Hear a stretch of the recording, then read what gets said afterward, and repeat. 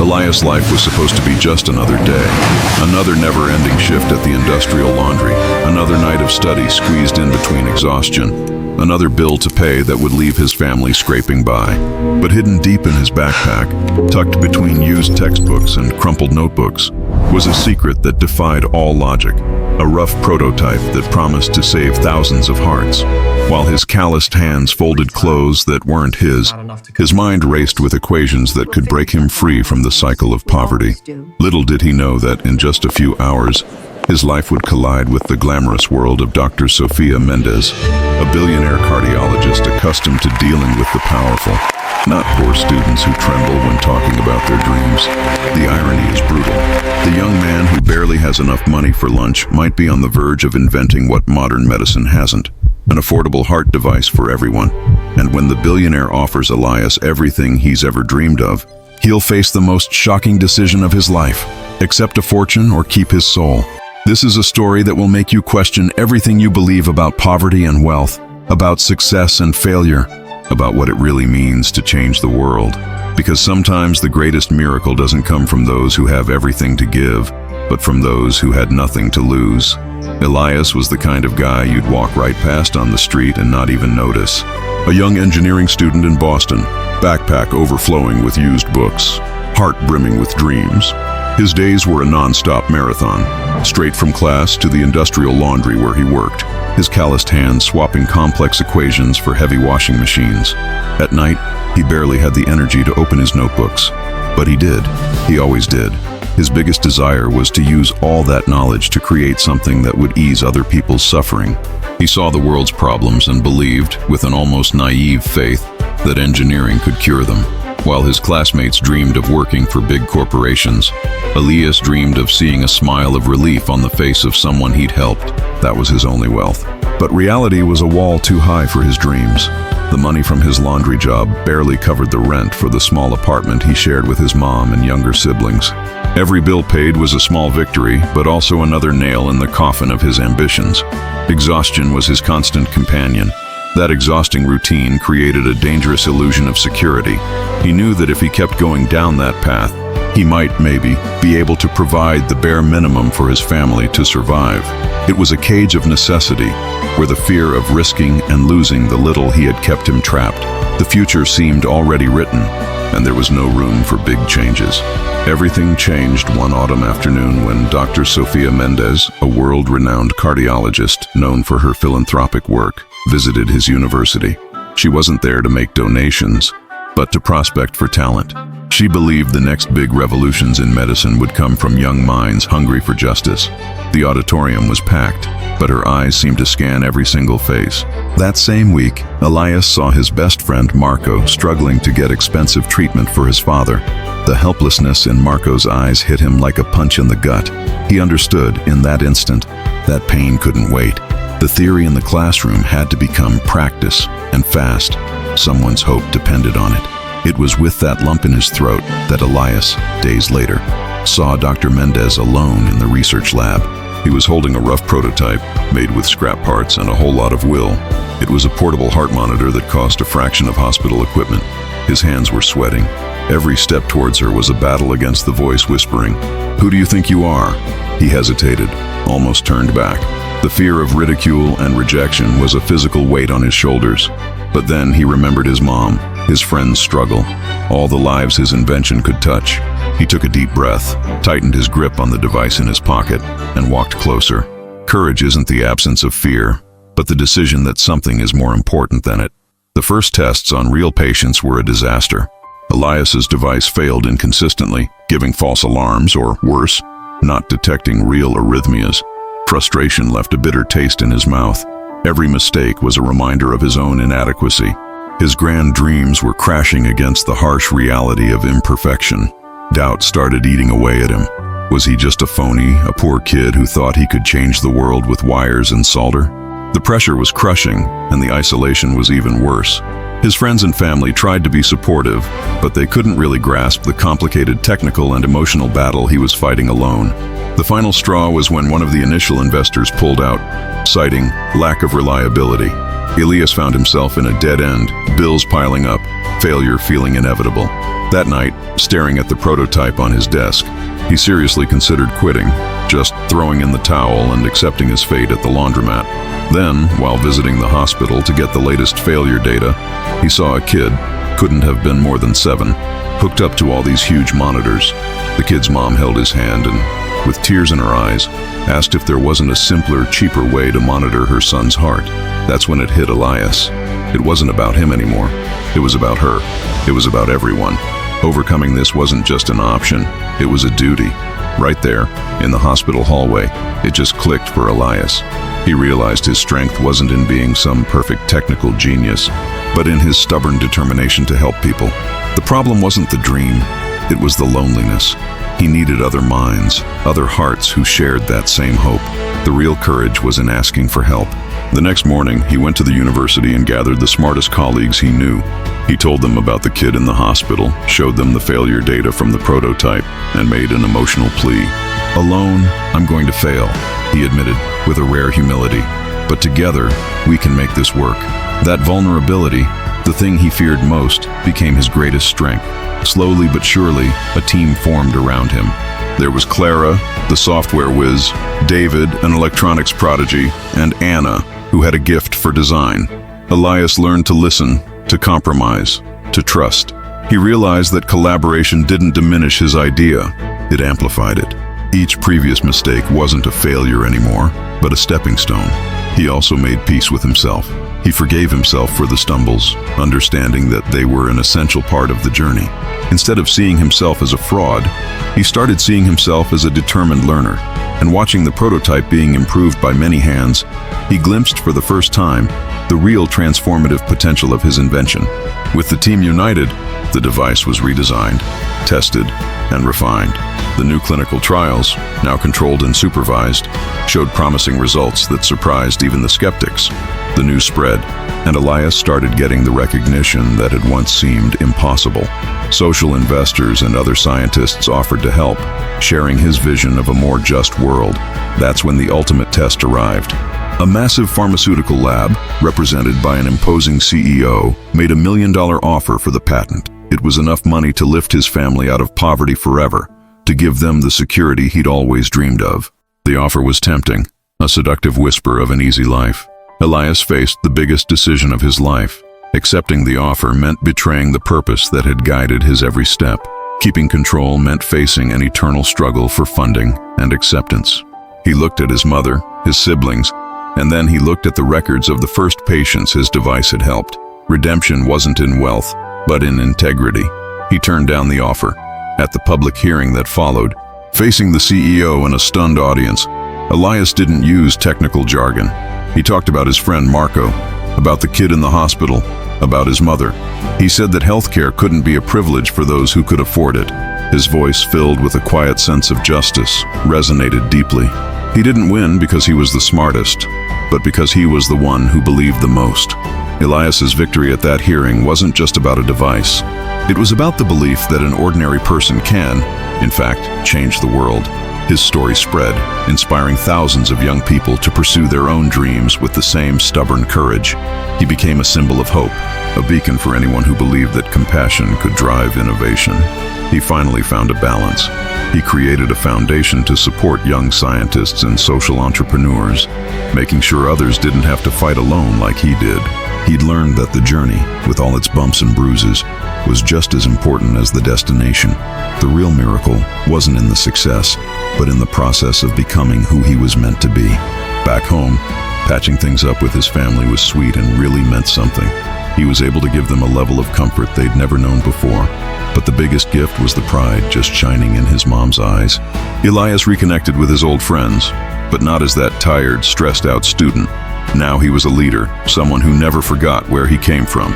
Looking ahead, Elias doesn't just see gadgets and tech anymore. He sees underserved communities getting access to life-saving diagnoses. He envisions a healthcare system that's more humane and accessible to everyone. His own personal journey had planted the seed for a bigger, collective change. And that young guy who was juggling classes and laundry had finally found his place in the world. News of Elias's refusal spread like wildfire in the business world. The pharmaceutical CEO, who was used to calling all the shots, took it personally that some idealistic student had challenged him. The heat was on when the lab slapped him with a lawsuit, trying to invalidate Elias's patent in a clear attempt to drown him in endless legal battles. Elias found himself in a fight he wasn't prepared for. The lawyer's letters were full of threats, and the legal fees started draining the already limited resources of his small team. It was a war of attrition, designed to crush his financial and moral spirit before the case even made it to court. That's when Dr. Sofia Mendez stepped back into the picture. She didn't offer money, but something even more valuable: her network and her reputation. She connected Elias with a community clinic in New Orleans that was desperate for an affordable solution. Actually using the device in a real-world setting, helping real people, would be the best defense against the lab's intimidation tactics. Elias's team headed down south. Seeing the device being used in a disadvantaged community where people were lining up for a heart checkup they could never normally afford gave them a new surge of energy. Every thankful smile, every handshake, was a powerful reminder of what they were fighting for. The legal battle raged on, but they were already winning the war for hearts and minds. Back in Boston, the legal fight reached a boiling point at a crucial preliminary hearing. The lab's lawyer argued that Elias's device was unsafe and not tested enough, using those early failures as evidence. The whole point was to trash his reputation and cast doubt on what the device could really do. But Elias wasn't going to stand there quietly. With a calm that surprised everyone, he asked to speak. Instead of getting into a technical back and forth, he played a video he'd shot at the clinic in New Orleans. Patient testimonials, monitoring data that showed how they saved a woman from a heart attack. The justice of his cause was right there, in pixels and raw emotion. The judge, a serious older man, seemed genuinely moved. He asked the CEO a simple question: can your company guarantee that if you acquire the patent, you'll keep the device affordable for communities like the one in New Orleans? The CEO's awkward silence spoke volumes. The hearing was adjourned, but the moral victory was clear. Walking out of the courthouse, Elias was swarmed by reporters. For the first time, he wasn't scared. He talked about the importance of hope and the social responsibility of science. His words were broadcast on TV, sparking a wave of public support. The shift wasn't just happening in the courts, but in public opinion, which now saw Elias as an unlikely hero. The public pressure and the evidence Elias presented were too much to ignore.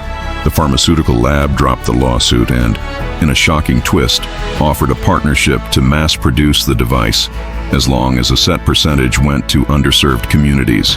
It was a win no one, not even Elias, had seen coming. With the partnership in place, the Heart Alert device started being distributed nationwide. Elias's foundation got a huge boost, attracting donations and bright young minds from all over the country. He'd managed to pull off the incredible feat of bringing the business world together with philanthropy, proving that compassion and innovation really can go hand in hand. At a celebration dinner, Elias looked around the table. His mom, healthy and proud, his siblings, inspired to chase their own dreams, and his team, who had become like family. He realized that the biggest breakthrough wasn't technical or financial, but human. He had built a community. So Elias isn't just an inventor anymore. He's a guardian of a legacy now. These days, he spends his time mentoring up-and-coming talent at his foundation and speaking to huge crowds about having the guts to chase a bigger purpose. His story? It's become a beacon, a reminder that an ordinary person's destiny, fueled by love for others, can actually have a touch of the miraculous. Even with all the success, Elias still felt a hole that fame just couldn't fill. That's when he started visiting public schools in Chicago's underserved neighborhoods, just telling his story. Seeing that spark of possibility in those kids' eyes, he realized his mission was bigger than the device itself. It was about igniting that same hope in others. He realized his transformation wasn't over just because he won against the lab. There was a new fight on his hands, battling apathy and the lack of opportunity. His own tough journey? It was living proof that where you come from doesn't define where you're going. This realization gave him a whole new direction. That's when he launched Seeds of Innovation, a program that brought tech kits and mentorship to public schools. It wasn't about creating a bunch of mini Eliases. It was about showing each kid that their mind had value. It was an act of social justice, leveling the playing field for opportunities. At the end of the program's first year, a 12-year-old girl showed him this simple device she'd built to help her diabetic grandfather. In that moment, Elias saw the circle complete itself. His initial courage had sparked a new wave of courage. The real revolution wasn't in the gadgets, but in waking up a generation. Fame came with a cost he didn't see coming. Elias was so caught up in meetings, speeches, and events, he couldn't even visit the communities where his device was being used. The success machine was threatening to swallow the very purpose that created it. He felt so far away from the reality he'd sworn to change. His mom, in a rare heart-to-heart, put her hand on his face and said, "Son, you're becoming a stranger in your own house." Those words echoed in his head like a warning. The redemption he was after for his family meant nothing if he wasn't there to live it with them. That's when a handwritten letter landed on his desk. It was from a woman in Alabama, thanking him because the device had caught an arrhythmia in her husband in time. She wrote, "God bless you for not selling your soul." That letter was a wake-up call. He was risking losing the very thing that made his work special. That night, Elias cleared his calendar for the whole next week. He jumped in his car and drove up to rural Maine to this little community clinic using his device. He needed to reconnect. He needed to remember why he was doing all this. Now, the real challenge was fighting against the trap of success itself. Up in that clinic in Maine, far away from the spotlight, Elias was just the kid with the idea again. He spent days talking to patients, helping the technicians, and jotting down suggestions for improvements. The simplicity of those interactions was like medicine for his soul. He rediscovered the compassion that had been driving him all along. Back in Boston, he made some serious changes. He cut his public speaking in half, delegated tasks at the foundation, and made it a rule that he'd spend 1 week a month in the field, undercover. Some of his advisors criticized the move, seeing it as a step backward, but for Elias, it was the only step forward that made sense. Slowly but surely, he found a new rhythm. Mornings were for his family, afternoons were for the foundation, and evenings were for his personal projects. He learned that the real miracle wasn't multiplying his time, but dedicating it to what really mattered. The ultimate transformation wasn't in his career, but in his soul. Today, Elias isn't the scared kid from the laundromat anymore, or the famous inventor surrounded by reporters. He's a man who's found his place in the world, a place where technology serves people, fame doesn't corrupt purpose, and success is measured by the smiles he helps create. And in that balance, he finally felt at home. The success of Seeds of Innovation started to ripple beyond Boston's borders. A university in Texas reached out to Elias, proposing a partnership to create the state's first social innovation lab. It was a chance to multiply his legacy, but also a challenge that would demand even more of his time and energy. Elias flew down to Houston and was blown away by the potential there. But when he met the students, he realized a lot of them were wrestling with the same doubts he had starting out, the fear of not being good enough. Seeing his own reflection in their hesitant eyes, he understood his being there was more than just strategic. It was personal. In a move that surprised everyone, Elias not only jumped at the partnership, but decided to spend a week out of every month in Houston, mentoring the students in person. He knew the real magic wasn't in the technology, but in the encouragement. Every single kid who overcame their insecurities was a win for the whole team. By the end of the first semester, the Houston students presented a low-cost water filter project for rural communities. Elias watched the presentation with a lump in his throat. His journey of transformation was now bearing fruit in completely new soil. The seed of hope he'd planted in Boston was now blossoming in Texas. Elias's story traveled across oceans. A global health organization invited him to be the keynote speaker at a conference in Geneva. It was the kind of recognition a lot of people dream of, but Elias hesitated. He worried that the glamorous world of international conferences would distance him even further from his original purpose. His team talked him into accepting, arguing that his voice could influence global health policies. On the plane to Switzerland, Elias prepped a technical speech, but something felt off. He glanced out the window at the clouds below and remembered the face of the first person his device helped, and it all clicked. On stage, facing delegations from over 100 countries, Elias ripped up his prepared speech. Instead, he told the story of Donna Maria, the woman from New Orleans whose life was saved by the device. He spoke about social justice with a conviction that moved translators in several booths as they interpreted his words.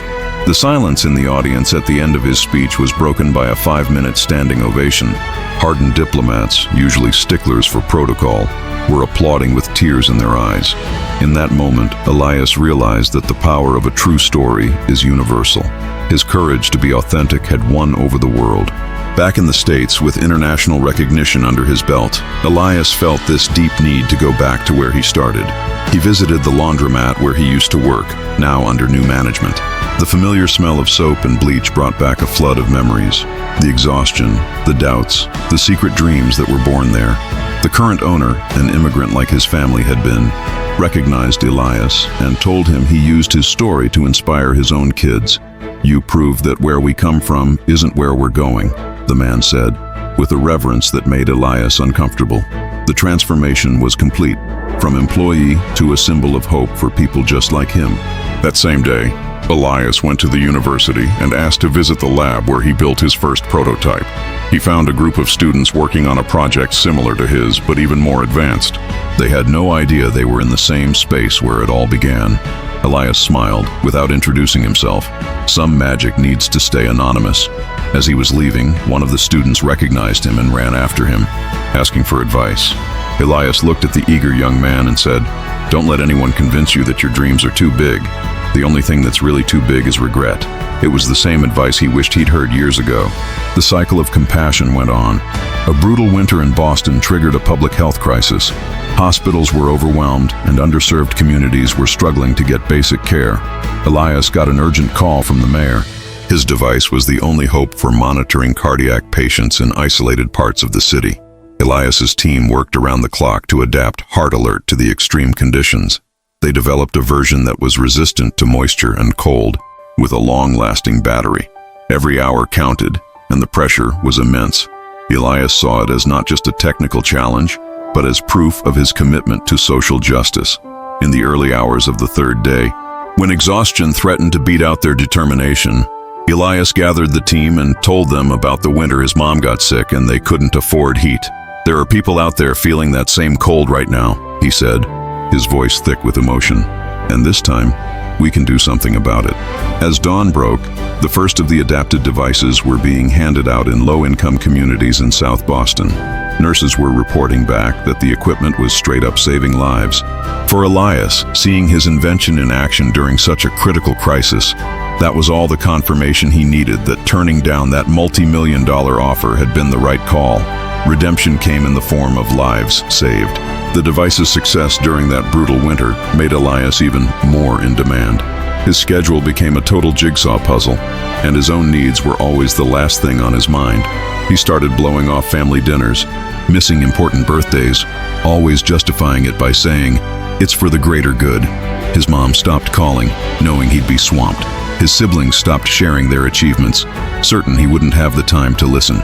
The price of success was showing up as longer silences and increasingly shorter conversations.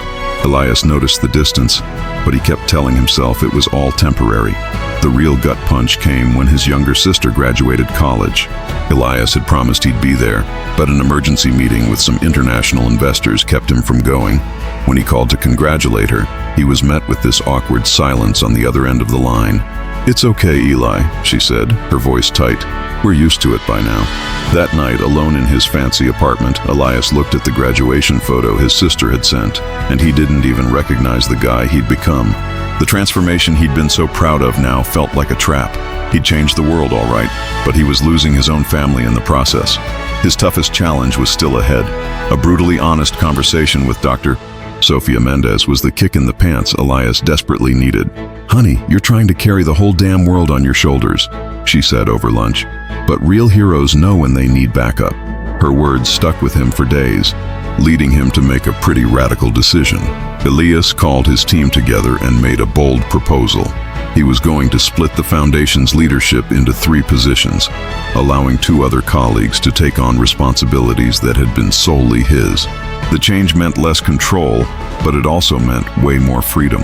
For the first time, he was prioritizing his emotional well-being over professional success.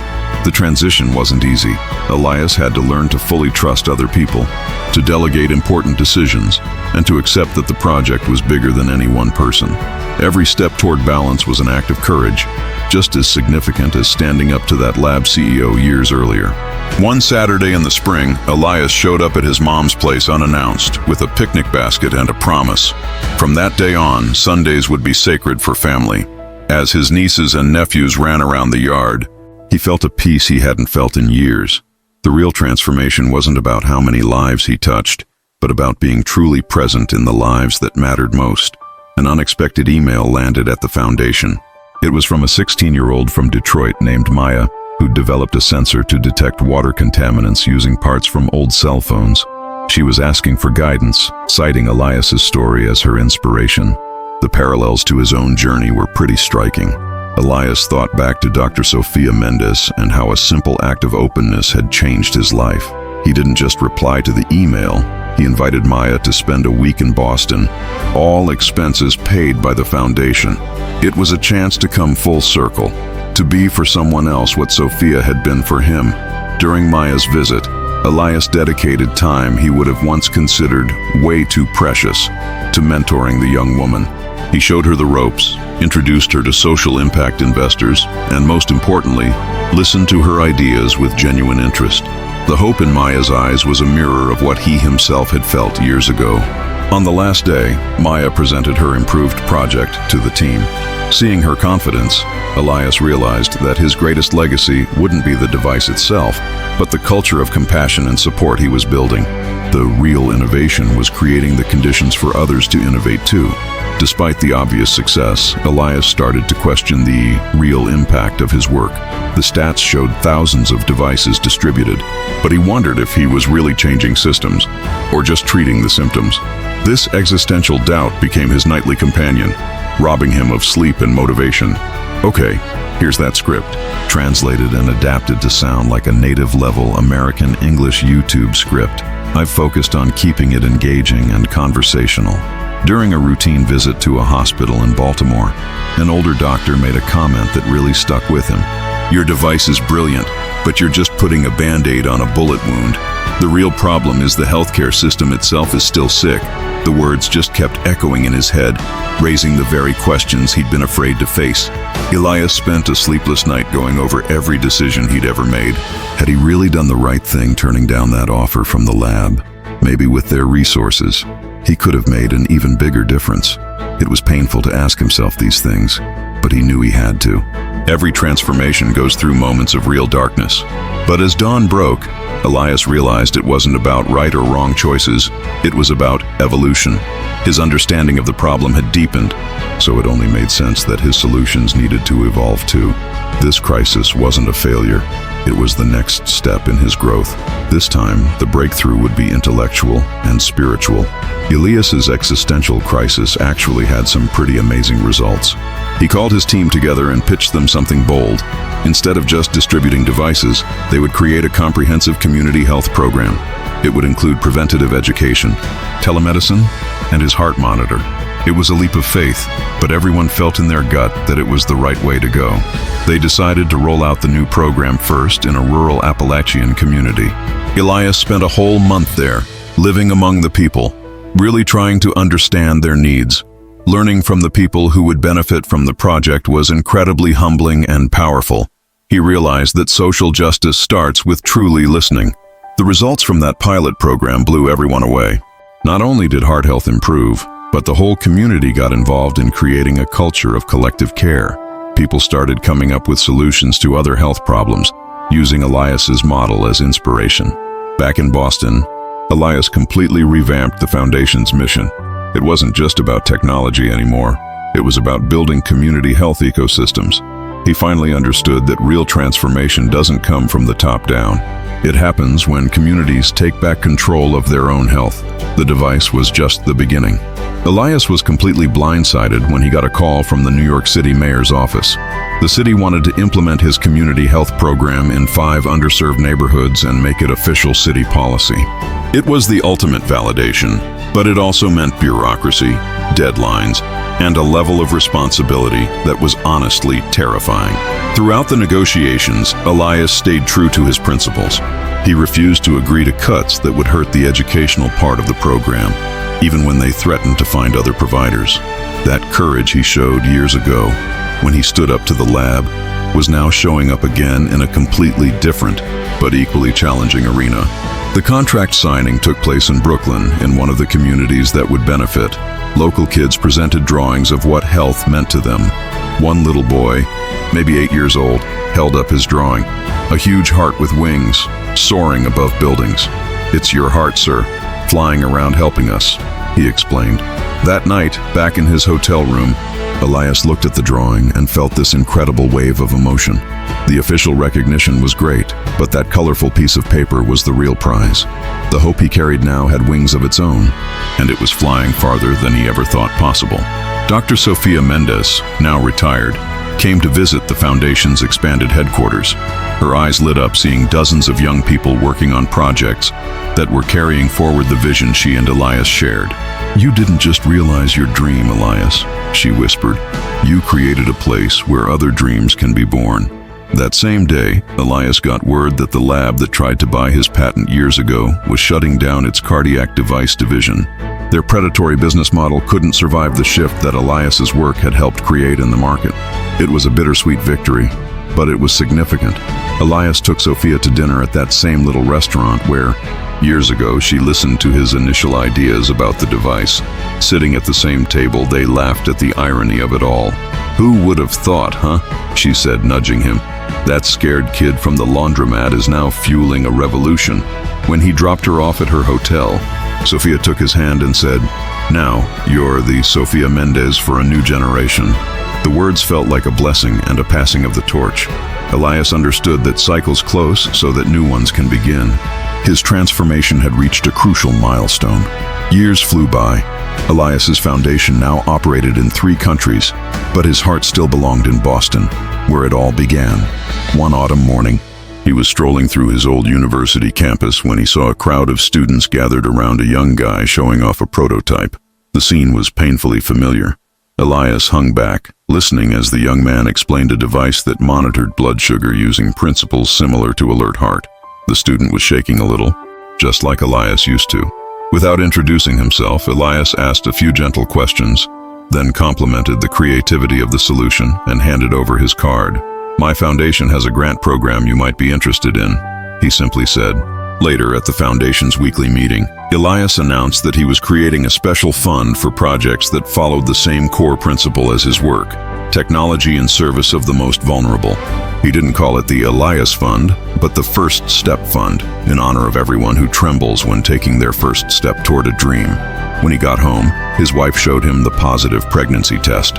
Elias sat down, completely overwhelmed. The life growing there represented the future in such a tangible way. He promised himself, right then and there, that he would create a world where that child, and all others, knew that where they came from isn't where they're destined to stay. The legacy would continue. Isabella's pregnancy brought immense joy, but also unexpected worries. During routine checkups, doctors detected a slight heart arrhythmia in the fetus. The irony wasn't lost on Elias. The man who dedicated his life to saving hearts was now facing the possibility of losing his own child before even meeting him. Elias tapped into all his knowledge and network to find the best specialists, but he felt helpless in the face of the situation. Sleepless nights weren't about projects or meetings anymore, but about monitoring Isabella's health and praying for a miracle. His own invention, Alert Heart, was being used to monitor his wife, a painful paradox. In a rare moment of vulnerability, Elias confessed his deepest fear to Isabella. "I've spent my life trying to fix the world, and maybe I've neglected the only thing that truly matters." The tears they shed together that night washed away years of emotional distance, reconnecting them in a profound way. The delivery was tense, with a medical team on standby. When little Lucas came into the world, crying loudly with a perfectly normal heartbeat, Elias understood that some battles aren't won with technology, but with love and hope. The most important transformation was happening within his own 4 walls. Fatherhood revolutionized the way Elias saw his work. The early mornings he used to spend on reports and business plans were now for soothing a baby. At first, he struggled against the change of routine, but he soon realized those late-night moments with Lucas were his most precious. He implemented radical changes at the foundation: flexible hours for all employees with kids, extended paternity leave, and an on-site daycare. Many investors warned about loss of productivity, but Elias responded with data showing that happy employees were more creative and loyal. One sunny Saturday, instead of attending an important conference, Elias took Lucas for his first picnic in the park. As the baby laughed at the swaying leaves, Elias realized he was finally living the balance he'd been preaching. The real win was prioritizing moments that would never come again. The surprise came when the magazine that had criticized his changes at the foundation published a cover story praising his humanized leadership. The foundation's team had sent a collective letter describing how the new policies had transformed their lives. The quiet revolution Elias had started at home was inspiring other organizations. When Lucas turned 1, Elias received an unexpected visit. Maya, the young woman he'd mentored years before, now graduated and with a bold proposal. She wanted to create an international network of social innovators, connecting projects like Elias's in different countries. The student was surpassing the master. Elias didn't hesitate to support the idea, putting significant foundation resources behind the initiative. At the board meeting, he explained, "Our job isn't to create dependence, but to make ourselves unnecessary. Maya represents exactly that, the next generation doing better than we did." Okay. Here's that Portuguese script chunk, translated into natural native-level American English for a YouTube audience. I focused on making it sound conversational, emotionally resonant, and like a native speaker wrote it. The network launch ceremony. Seriously moving stuff. We had young people from Brazil, Ghana, India, and the Philippines all presenting local solutions to these massive global problems. Elias, holding little Lucas, watched with this quiet pride. His son was just babbling away, totally unaware he was witnessing the start of something that could shape his whole future. That night, tucking Lucas into bed, Elias whispered, "The world I grew up in wasn't perfect, but what we're building for you, it's gonna be better." It finally hit him. Your real legacy isn't about personal success. It's about planting seeds, so others can harvest fruit you'll never even see. Then, out of the blue, a call on a Monday morning. It was the owner of the laundromat where Elias had worked when he was younger. He was calling to say the place was shutting down after 40 years. That news hit Elias like a gut punch. This place that represented so much hardship suddenly felt like a precious relic, something worth saving. Elias visited the laundromat for the first time in years. The smell of soap and bleach just unleashed a flood of memories. His aching hands, the sleepless nights, those secret dreams he used to have between loads of laundry. In the corner, he recognized the same machine he'd lean against to study during his breaks. Then he made this surprising offer. He wanted to buy the laundromat, but not to keep it running. Oh no. He wanted to turn it into the First Step Institute, a community center where young people from tough backgrounds could get mentorship and resources for their own projects. I mean, the irony was perfect. The place that almost crushed his dreams was now going to nurture others. At the transformation ceremony, Elias held 2-year-old Lucas by the hand. "This is where Daddy learned that no job is too small when you've got a big dream," he whispered to his son. It was like the cycle of transformation was complete, turning a symbol of hardship into a temple of hope. The First Step Institute blew up quickly. It became a real beacon in the community. Young people who used to see the laundromat as a symbol of endless, thankless work were now hanging out there, seeing it as a place of endless possibilities. Elias made sure to spend 2 afternoons a week there, not as the famous founder, but just as Eli. One day, he met Carlos, a 17-year-old kid who reminded him so much of his younger self, bright, driven, but weighed down by family responsibilities. Carlos was working delivering laundry to support his sick mother, just like Elias had. It was almost eerie. Elias became Carlos's personal mentor, just like Sophia had been for him. He offered him a full scholarship to university and an internship at the foundation. But the most important lesson he shared was this: don't let success distance you from who you are. The courage to stay true to your roots is more important than anything you achieve. When Carlos developed his first project, an app to connect donors with medicines to people who couldn't afford them, Elias felt a kind of emotion that went beyond any award or recognition. The journey wasn't just about his transformation anymore. It was about building ladders for others to climb even higher. But expanding Elias's work started to take a physical toll. After months of pushing himself to the limit, he had a mild heart scare during a meeting. The doctors were clear. All those years of chronic stress were catching up to him. The man who was saving hearts was now seeing his own heart begging for mercy. The forced recovery time brought some deep reflection. Lying in that hospital bed, Elias wondered if sacrificing his health for his work had really been worth it. Lucas, now 3, came to visit and asked him, all innocent, "Daddy, is your heart sick like the people you help?" That simple question revealed a complicated truth. Following doctor's orders, Elias temporarily stepped away from the day-to-day leadership of the foundation. For the first time in years, he had time to read for fun, play with Lucas in the park, and reconnect with his wife. This time, the challenge was learning to slow down, to say no, to prioritize his own life. 6 months later, he came back refreshed, but with a radically different approach. He set clear boundaries, delegated more authority, and only dedicated himself to the projects he was truly passionate about. He'd learned that the most important legacy wasn't what he'd leave for the world, but the memories he'd build with his family. True redemption was about finding balance. Years had passed since Elias last visited his old college. Then an invite to speak in the very auditorium where he'd met Dr. Sofia Mendez hit him with a wave of nostalgia. Stepping onto campus, every building, every bench in the quad told a story of his own journey, his own transformation. Inside the packed auditorium, Elias didn't rattle off stats or achievements. Instead, he told the story of the kid who was shaking in his boots in that same space years ago. "I was you," he confessed, his eyes scanning the young faces in the crowd. Scared, insecure, thinking I wasn't good enough. After the talk, dozens of students crowded around him, their eyes shining with a newfound hope. One of them, holding a clunky-looking prototype, asked, "How did you know you were on the right track?" Elias smiled. "I didn't. I just knew I couldn't give up." Leaving campus, Elias stopped across from what had been a laundromat, now a thriving institute. He peered through the windows, watching Carlos mentor a group of teenagers. The cycle continued, beautiful and unstoppable. One person's courage had multiplied into so many, and that was the biggest miracle of all. One autumn morning, news broke that shook the healthcare world. Dr. Sofia Mendez, now 80 years old, had passed away peacefully in her sleep. Losing the mentor who'd changed his life hit Elias hard, stirring up questions about his own legacy and mortality. At the funeral, Elias was floored to discover that Sofia had named him executor of her philanthropic estate. She'd left her entire fortune to expand the work he'd started, with one condition, that he find his own successor, just like she had found him. The weight of that responsibility was immense. Months of reflection followed. Elias gathered his board and announced that, in 5 years, he'd be handing over the reins of the foundation to a new generation. The plan caused a stir, but he was at peace with it.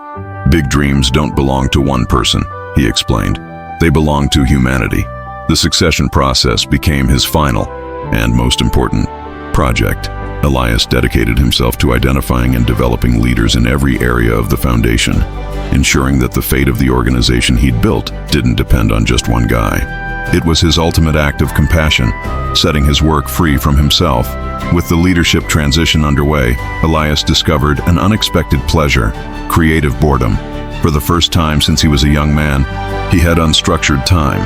Initially restless, he gradually learned to appreciate the quiet, the aimless walks with Isabella, the hours playing with Lucas. He started a small, personal project, a journal of lessons learned, not a memoir to publish, but a future gift for Lucas.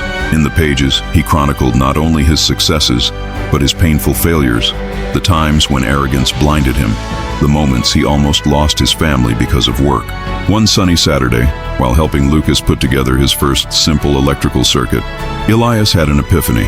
Happiness wasn't in the next big project, but in that exact moment, in his son's little hands holding the wires, in the innocent concentration on his face, in the pride of teaching something meaningful.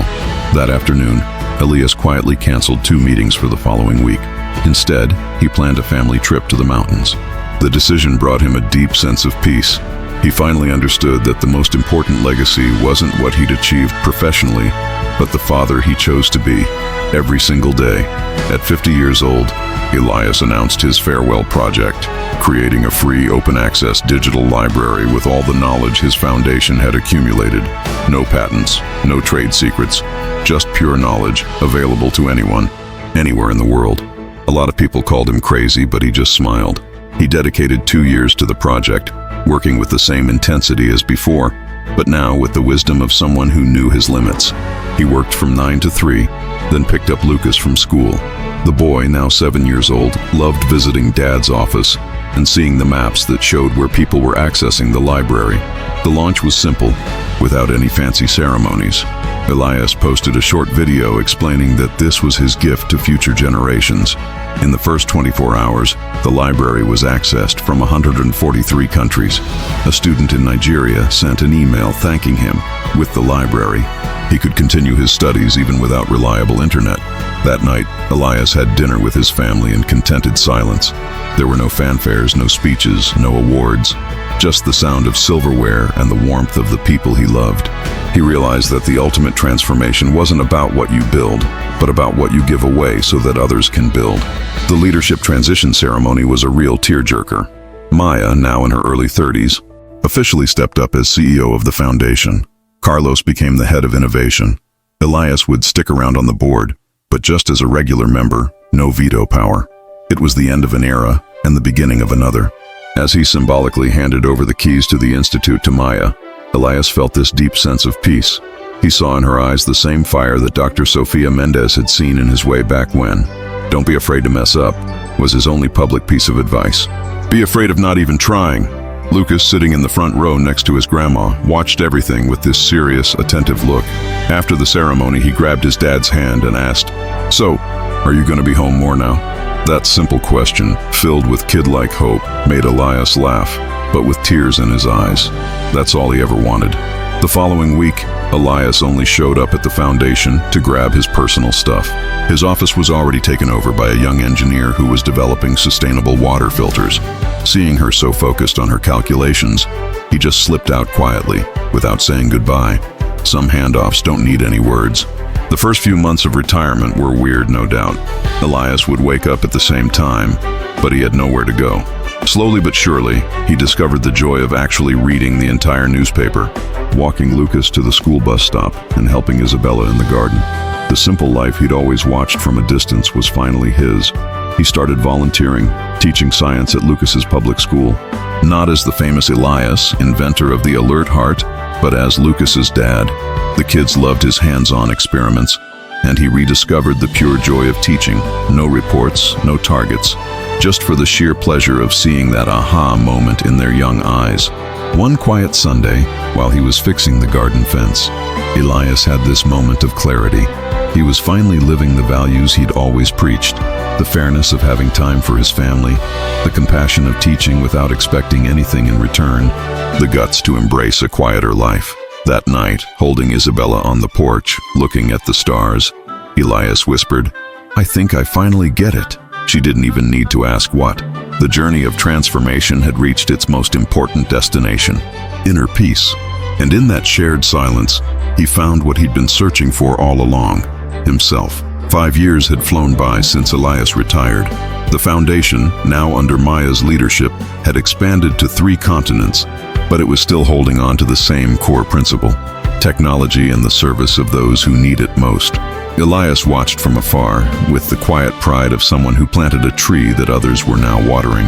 One normal day, Lucas, now 12, came home from school with his eyes all lit up. His science project, an air quality sensor made from recycled materials, had won first place at the school fair.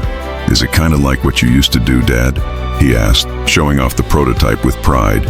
Elias helped his son improve the project, not by doing it for him, but by guiding him with questions. "What do you think would happen if we moved this wire over here?" As they worked together in the garage, Elias saw that same spark of curiosity that he'd had as a kid. The legacy wasn't in the gadgets, but in that spirit of positive restlessness. That night at dinner, Lucas announced that he wanted to be an inventor of stuff that helps people. Elias and Isabella exchanged a meaningful smile. The transformation that had started in a laundry room decades ago was now echoing in the next generation, not out of obligation, but out of inspiration. That was the real magic. At 60 years old, Elias got a special invitation. Dr. Sofia Mendez was getting a wing named after her at the new children's hospital in town.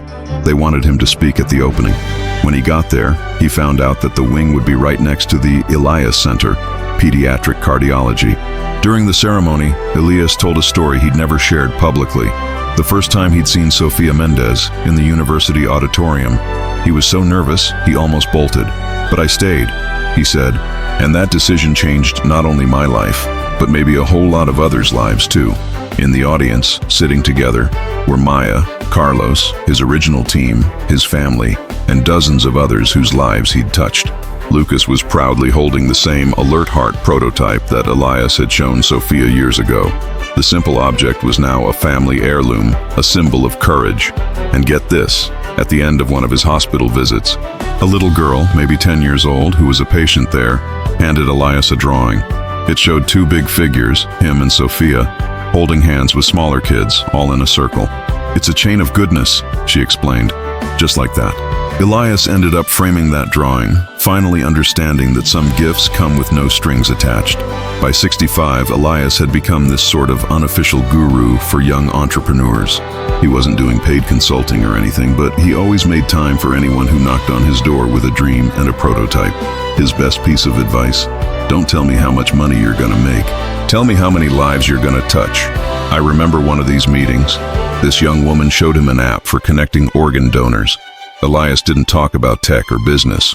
Instead, he asked, "What personally drives you to do this?" That question brought her to tears. It was because of her younger brother's death. Elias knew that this journey needed a powerful why. With more time on his hands, Elias started writing his memoirs, not as some kind of success manual, but as a collection of screw-ups and lessons learned. The longest chapter was about the years he almost lost his family because he was so focused on work. "Success is a trap if you lose your soul along the way," he wrote. There was one crazy time when Lucas, who was in college by then, called asking for advice about an ethical dilemma in his research project. Elias listened, but he didn't give him the answer. "What does your conscience tell you?" he asked. Hanging up, he felt like he finally understood his true purpose: to prepare others to fly on their own. When he turned 70, Elias gathered the family in the same park where he used to take Lucas as a kid. Under the same tree, now taller and fuller, he looked around. Isabella still had her peaceful smile. Lucas was there with his fiancée, and Maya and Carlos were there with their families. The transformation was complete, right there in front of his eyes. Lucas announced that he was going to pursue a career in academia, focusing on public tech policies. "I want to make sure that innovations like Dad's get to the people who need them most," he explained. Elias couldn't have been prouder, seeing his son choose a path of service. Not because he had to, but because he wanted to. That sunny Sunday, watching Maya and Carlos's grandkids play, Elias realized the true meaning of his miracle. It wasn't in the devices he invented or the awards he'd won. It was in that circle of people, united by shared values, in the chain of compassion that would continue long after he was gone. As evening fell, holding Isabella's hand, Elias whispered, "It was worth it. All the struggles, all the sleepless nights, all the doubts. It all led to that moment of deep peace. The journey of that kid from the laundry ended where all great stories should end. At home, surrounded by love, knowing that his legacy was in good hands." Elias's story isn't about a genius who discovered the cure for everything. It's about an ordinary man who understood that real change starts when we refuse to accept the world as it is. When we look at the injustices around us and say, "No, it can be better." How many of us are carrying prototypes of dreams in our backpacks every day? How many times have we almost given up because the path seems too hard, because the fear of failure is too loud? Elias's journey reminds us that courage isn't the absence of fear, but the decision that something else is more important than that fear. So, what are you holding on to that the world needs to see? What pain do you see that could be eased with your unique talents? Don't wait for a perfect opportunity. It doesn't exist. Start with what you have, from where you are. Just like Elias did with scraps of junk, you can build your miracle with the pieces life has given you. This isn't just Elias's story. It's an invitation for you to write your own. A call to raise your voice, show your prototype, even if your hands are shaking. Because the world needs fewer spectators and more people willing to get their hands dirty to build something new. If this story touched your heart, subscribe to our channel and hit the notification bell, because there are so many other voices like Elias's waiting to be heard. So many stories of overcoming that need to reach you. Together we can spread more hope, one notification at a time.